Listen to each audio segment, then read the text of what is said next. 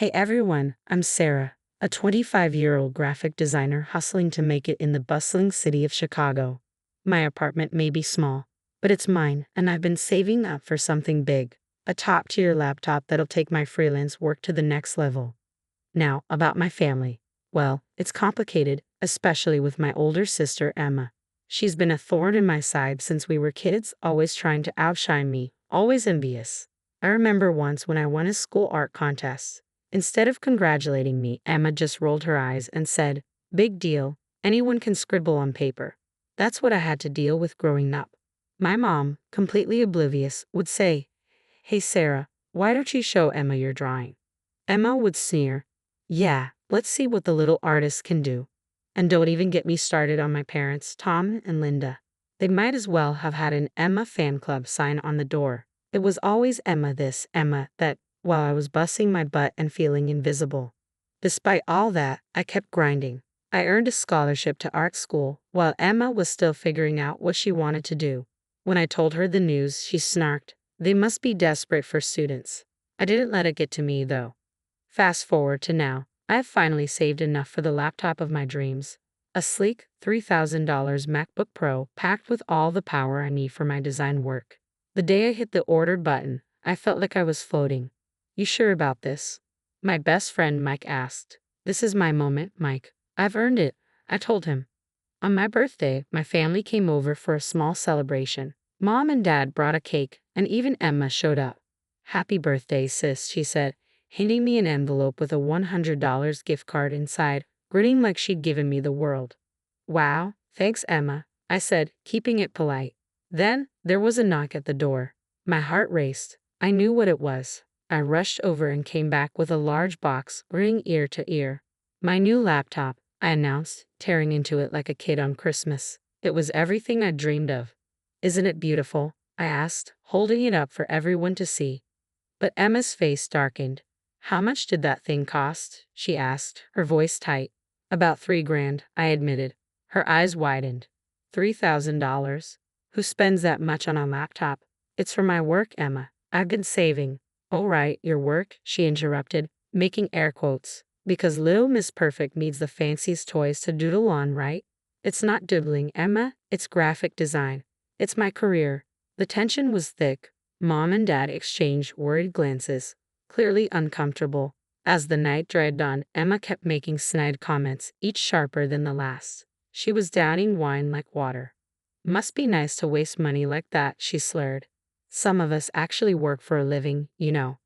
"I do work, Emma. Really hard." "Please, sitting around all day on your fancy computer isn't work."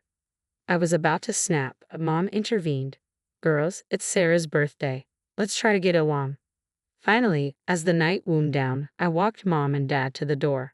"Thanks for coming, and for the cake," I said. "Of course, sweetie. Happy birthday," Mom said, giving me a hug. All that was left was to say goodbye to Emma and survive the rest of this nightmare birthday. But when I turned around, Emma wasn't in the living room anymore. I heard a noise coming from my home office. "Emma," I called out, walking toward the sound. What was she doing? I froze in the doorway, unable to believe my eyes. There was Emma, stumbling drunk, my toolbox open at her feet and a hammer in her hand. On my desk sat my brand new laptop, or what was left of it. "Emma, what are you doing?" I screamed. She turned to me, her eyes wild and unfocused. "Fed up," she muttered, raising the hammer one last time. With a sickening crunch, she brought it down on the remains of my laptop. "Now we're even," she shrieked, dropping the hammer with a thud. I stood there, paralyzed, staring at the wreckage of my dreams scattered across the desk. This wasn't just a laptop. It was years of hard work, savings, and hope, gone in an instant of drunken jealousy. As the reality sank in, a surge of emotions hit me all at once. Rage, heartbreak, and a determination that this would be the last time Emma ever hurt me. My hands shook as I dialed 911, my voice trembling as I tried to explain what happened. But by the time I got through to someone, Emma had already stumbled out of my apartment. The cops listened, but without her there, it felt pointless. "We'll file a report, ma'am, but without the suspect present." I knew what that meant. Fat chance of anything coming from this. But I wasn't going to give up that easily. Next, I called my parents, hoping they'd back me up. Mom, Dad, you need to tell the police what Emma did. You were here, you saw how she was acting. There was a long, heavy silence on the other end of the line. Finally, Dad spoke up. Honey, Emma called us earlier. She said she left your party around 8 p.m. We can't lie to the police. My blood ran cold. What? No, that's not true. She was here. She smashed my laptop. You know how she gets when she drinks. When I turned around, Mom chimed in.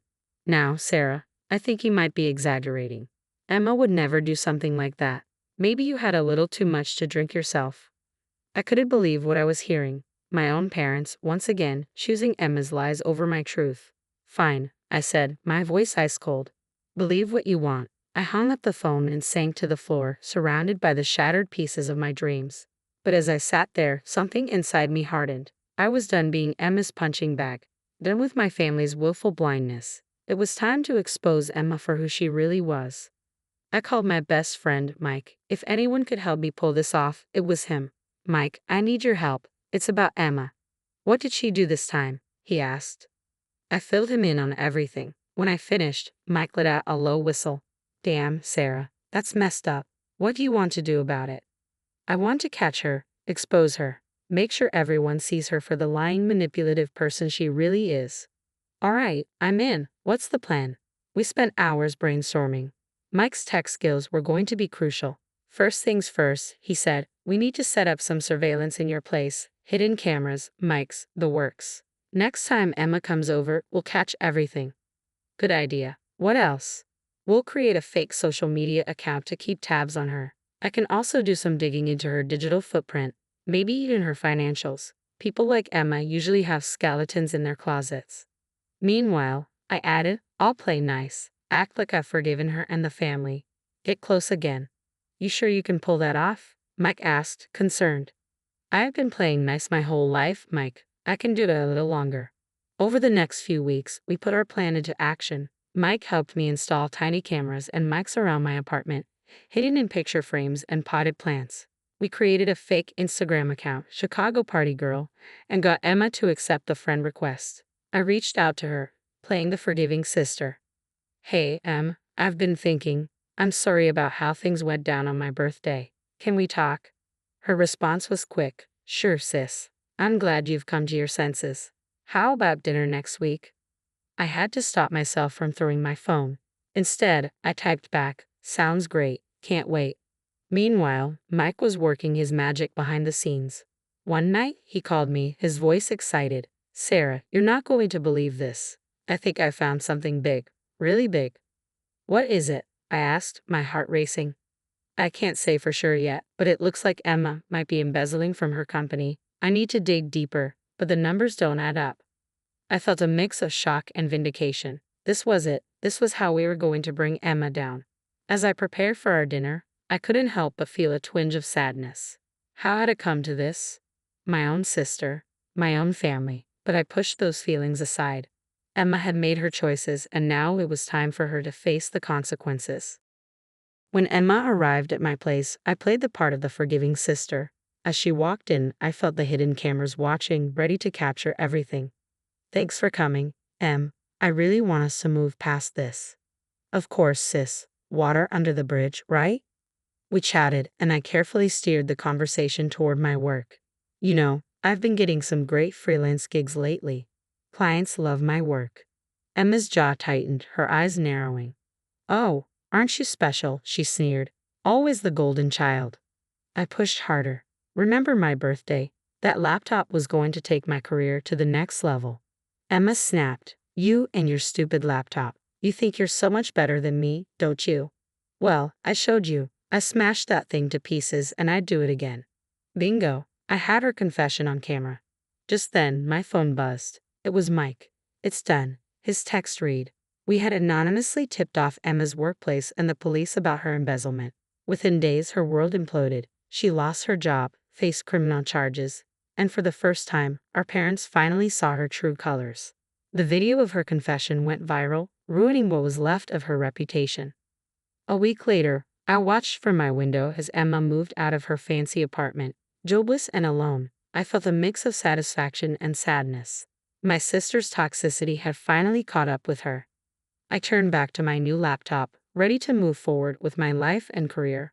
For the first time in years, I felt free from Emma's shadow. It was time to focus on my own path, leaving the pain and resentment behind.